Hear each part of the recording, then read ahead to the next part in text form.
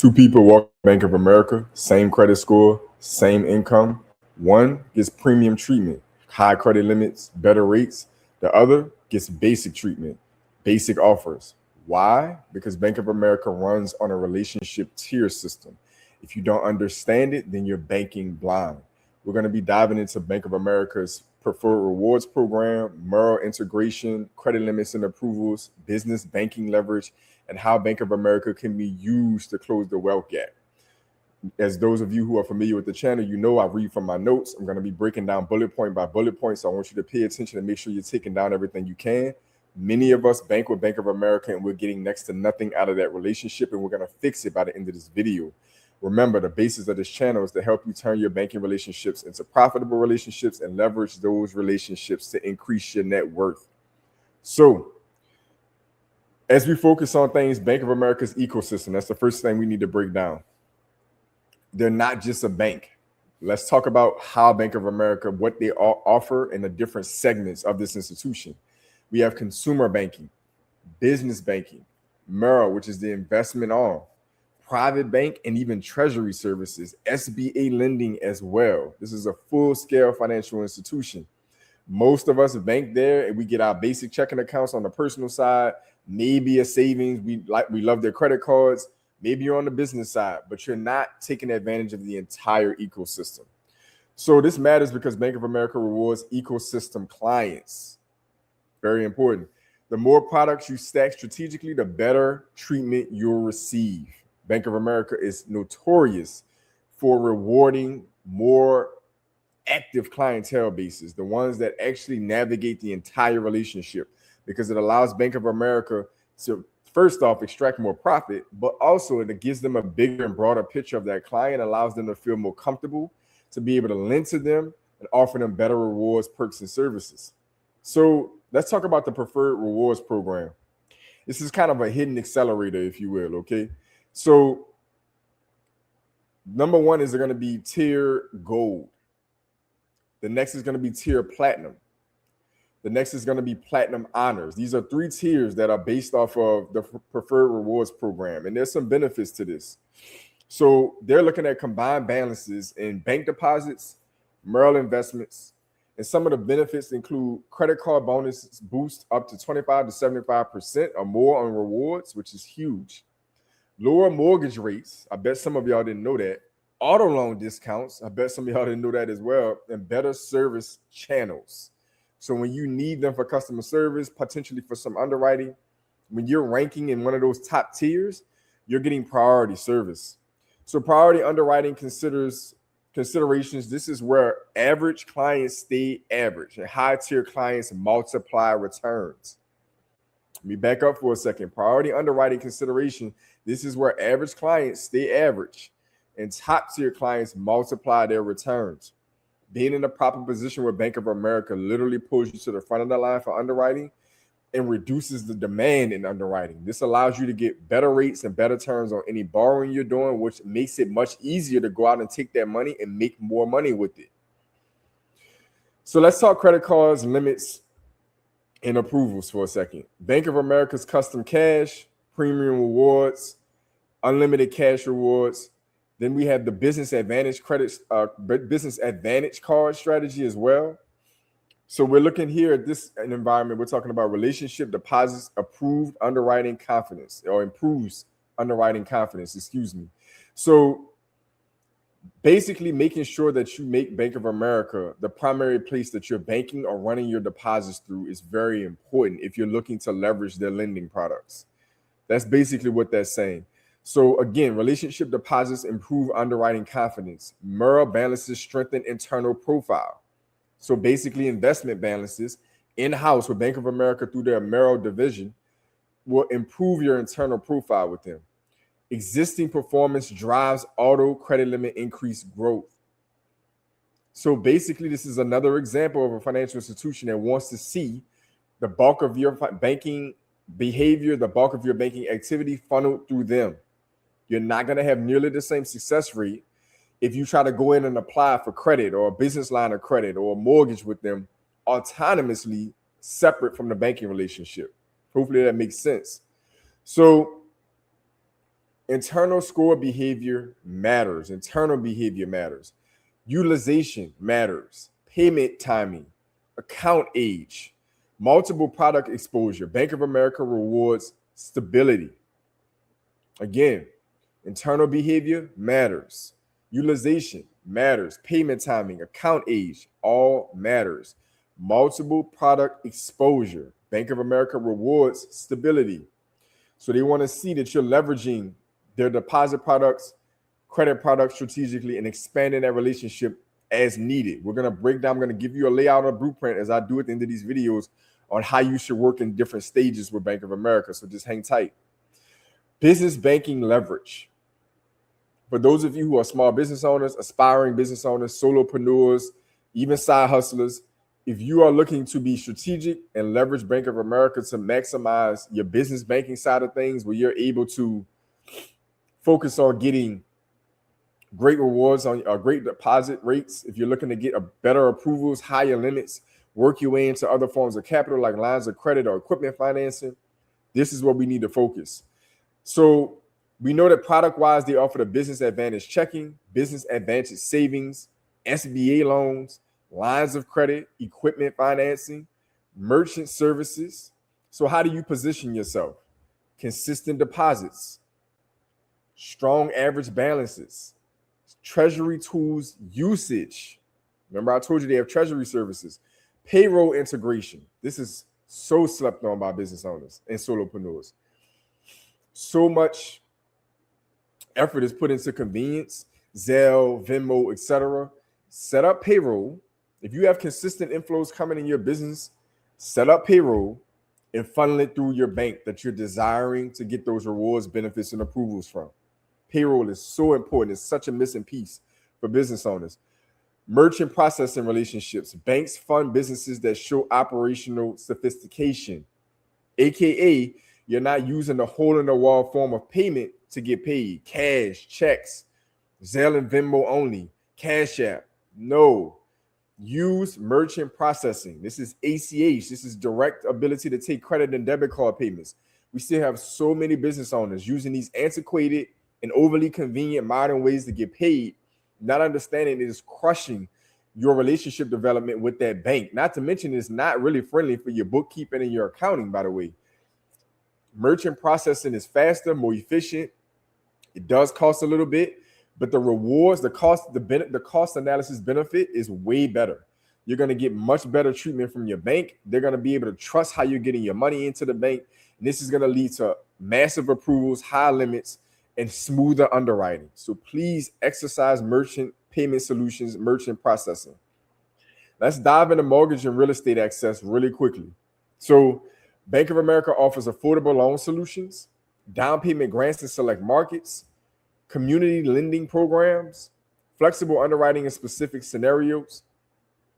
And this is going to be a wealth gap lever, right? Because home ownership, asset appreciation, equity growth. We want really, even if we're business owners, if we're W-2 workers, you want real estate in your portfolio. You want real estate in your portfolio. You just cannot lose when you own real estate.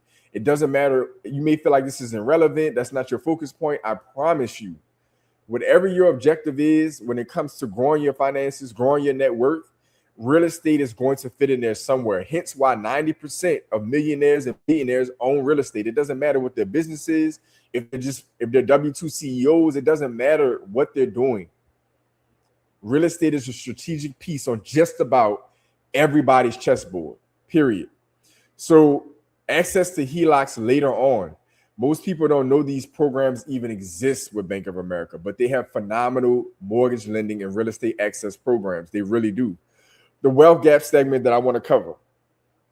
So we know the wealth gap exists because of lack of access, lack of assets, and lack of financial literacy. That's really the big three. And I would throw in relationships as well. Poor banking positioning.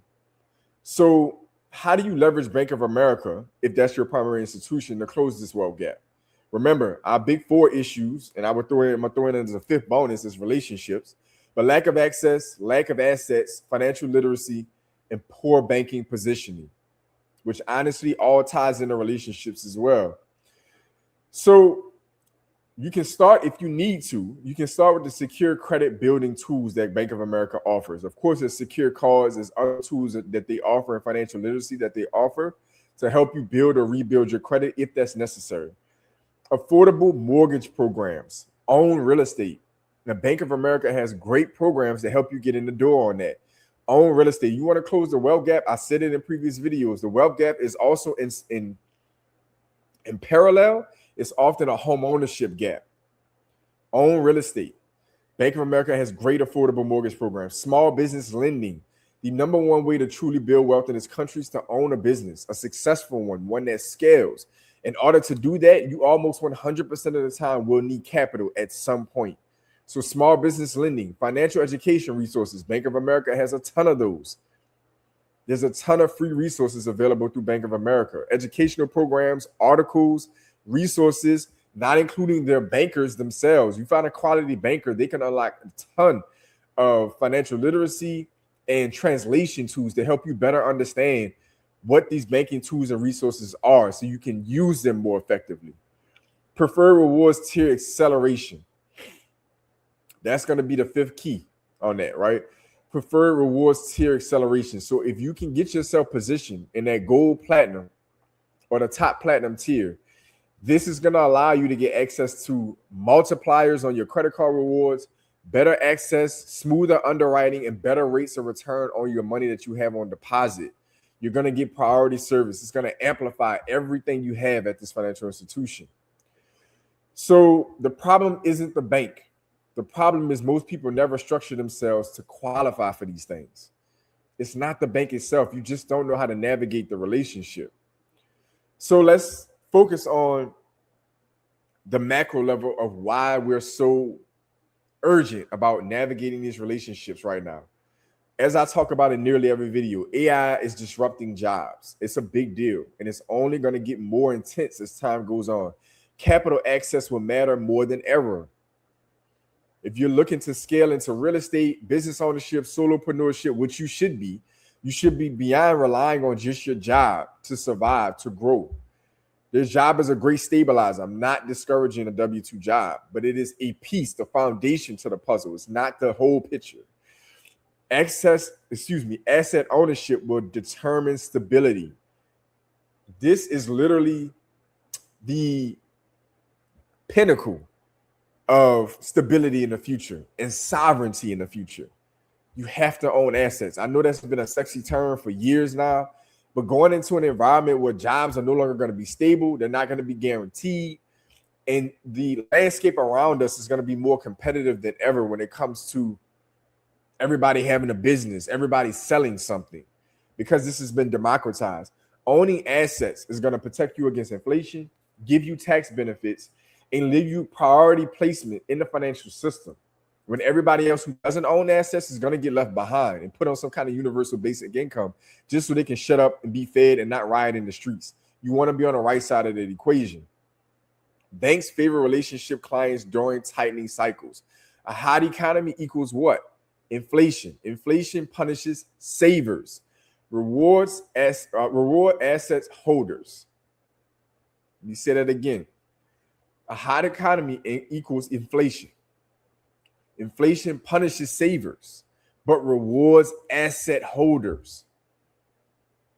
While everything is going up in the cost of goods and services, or at least the currency that's being used to purchase them is going down, assets, more dollars, it would take more dollars to purchase those same assets. Stocks, real estate, businesses. This is where you need to be focused. These relationships with these banks get you there much faster. So bank relationships aren't optional anymore. They're strategic survival. That is the purpose of this channel. It has been for going on 3.5, 4 years now. It is to teach you that banks are now key to survival, financially speaking. If you want to navigate the changes that are coming into our financial system, the ones that are here, the ones that are coming, the economic volatility, you have to master your relationship with your bank, because once you do that, the bank will ensure your growth. They will ensure it. So let me give you the blueprint with Bank of America to close this out. Open a checking and savings account. Add one credit product, not 4 or 5. Yes, Bank of America is friendly on double dipping. That does not mean go in and go crazy on 3 and 4 and 5 different products. Don't be that person. Stop listening to those people. Add one credit product after you open a deposit relationship. Give it 30 to 60 days. Add a credit product. Add an investment account. Work through Merrill. Even if you just got $500 or $1,000, show them that you're trying and that you're engaged. Increase combined balances. Make sure there's more money going in, stacking up than going out. And if not, you need to seriously work on increasing your income and growing your monthly surplus. You should be growing your relationship, even incrementally, not going into the negative. Maintain clear, clean behavior. Clear, clean behavior. Don't go in there all erratic, opening a bunch of products, balances fluctuating all over the place, accounts closing and reopening, fraud claims. Don't be that person unless you're trying to get locked out of the system. Position for funding. Position yourself for funding. Stability, consistency, engagement. Position yourself for funding. So Bank of America doesn't reward the loudest client. It rewards those with the most structure. So I implore you, subscribe, comment next bank down below, engage, like, comment, subscribe, boost the video. Support the channel so the channel can continue to support you into the next bank that we'll cover in this series. We're going one bank at a time, teach you how to leverage these relationships, maximize them to increase your net worth, position yourself for sovereignty and independence in this crazy, volatile environment that we've inherited. To all my pioneers, welcome back. To my new viewers, welcome in. I want you to get in the description section down below. Time with me on Instagram and TikTok. For those of you who are new to the channel and stuck it out this far, I'm a career banker and financial services professional by trade. I work with consumers and small business owners. I have a deposit relationship book of $25 million, give or take, nearly $50 million in investment relationships, and 7 to 8 figures in lending relationships that I manage alone. And that means you're getting this information from somebody who's trained, licensed, certified, and that helps clients do this on a regular basis, grow their revenues in their business, get access to capital, and increase their net worth and get the best rates and approvals for the consumers. So you're getting this from somebody who actually does this and has been doing it for 14 plus years now at the time of this recording. Other than that, I want each and every one of you to stay focused, stay in motion. See y'all soon.